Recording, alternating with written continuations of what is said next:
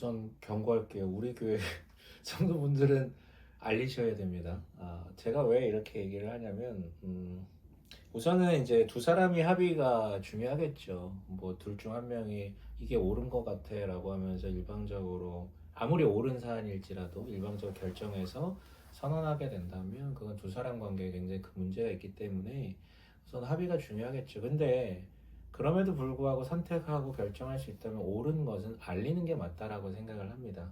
왜 알리는 게 맞냐면 뭐 이게 이제 나이대에 따라서 좀 다를 수 있겠지만 그래도 나이가 좀 있으면 결혼까지도 생각을 하겠지만 나이가 젊을수록 결혼까지 진지하게 생각하지 않은 상태에서 그냥 서로 호감을 느낀 상태에서 이제 연애를 시작할 수도 있잖아요. 축하하죠. 축하하고 잘 만났으면 좋겠고요. 근데 이제 교회를 다닌다라는 것은 어떤 사람들은 이제 난 내 예배 드리러 가라고 생각할 수 있겠지만 사실 예배만 드리러 오는 사람이 교회에서 누군가를 만나진 않겠죠. 뭔가 활동을 하고 봉사를 하고 뭐 이렇게 소그룹으로 하고 이런 어떤 소속감이 충분히 부여된 상황 속에서 그렇게 눈도 맞고 할 수 있는 거라고 저는 생각을 해요. 충분히 가능하고 저는 뭐 교회에서 만나기를 장려합니다. 다만 문제는 뭐냐면 교회 안에서 만났기 때문에 내가 부채의식을 갖고 얘기를 해야 된다 꼭 그런 개념은 아니고요.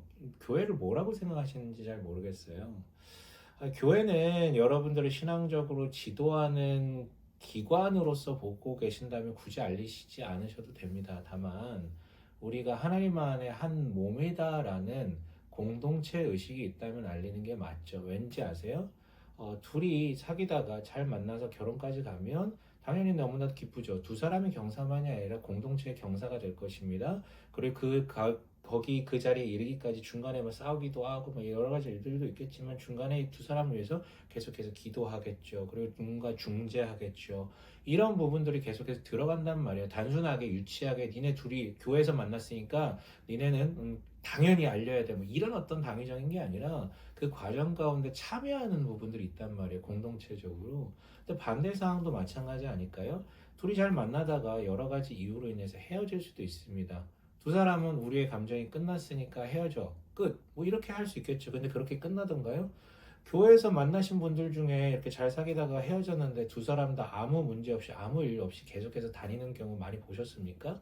별로 못합니다. 왜냐면 서로 얼굴 보는 게 싫어요. 더 나아가서요. 솔직하게 얘기할게요. 요새 어떤 성에 대한 어떤 담론이 굉장히 조금 더 자유로워지다 보니까 그런 관계적 요소가 분명히 중간에 끼어 있는 경우들이 많을 수 있단 말이에요. 그러니까 교회라는 공간에서 계속 볼 수가 없는 것이죠. 이게 정말 바른 것인지 옳은 것인지는 나중에 다른 컨텐츠에서 얘기를 하도록 하고요. 그렇기 때문에 그런데 만약에 그렇게 해가지고 쪽 나가지고 둘 중에 한 명이 나가거나 둘 다 나가거나 그렇게 됐을 때 어떤 일이 발생할까요? 당신들은 소위 말해서 똥 싸고 그냥 나가버리는 거예요. 냄새 풀풀 풍기고 누군가는 치워야 되는데 그로 인해서 맞는 유탄들이 굉장히 많다라는 것이죠. 근데 그건 나머지 사람들이 다 지켜보고 다 치워야 되고 다 감당해야 되는 영역입니다. 그 사람 너무 무책임한 거잖아요.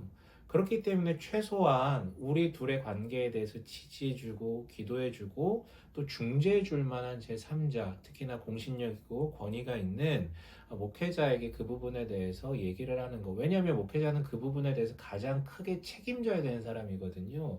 두 사람이 만약 결혼까지 이르게 된다고 할지라도 가장 큰 책임을 갖고 지도하고 양육하고 중재해야 되는 사람이고 반대로 그렇게 깨어져 가지고 막 여러 가지 문제가 생겼을 때 또 그 후속 조치를 책임져야 되는 사람입니다. 그래서 최소한 목회자에게는 알려야 되지 않을까라고 생각이 들어요. 그럼에도 불구하고 또 한 가지 더 얘기하고 싶은 것은 알리고 싶지 않다라고 얘기하는 사람이 있다면 그 이유를 들어볼 필요는 있겠죠.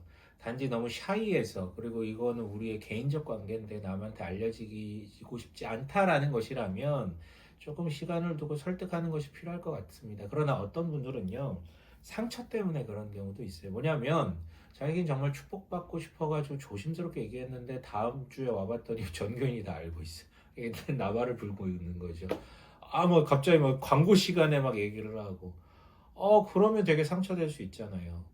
더군다나 그렇게 알렸는데 자기들 사이에 계속해서 개입을 하게 되거나 이게 긍정적인 개입이 아니라 의심을 하게 되거나 막 그런 식으로 뭔가 뭐 이렇게 조금 놀리거나 뭐 이런 일들이 이런 어떤 상처가 있어가지고 알리지 않았으면 좋겠다라고 얘기하는 경우도 있을 수 있어요. 그렇다면 더더욱 좀 존중이 필요하겠죠. 그럼에도 불구하고 여러분 자신의 경험이나 감정이나 그것과 별개로 옳은 것은 분명히 있는 것 같습니다.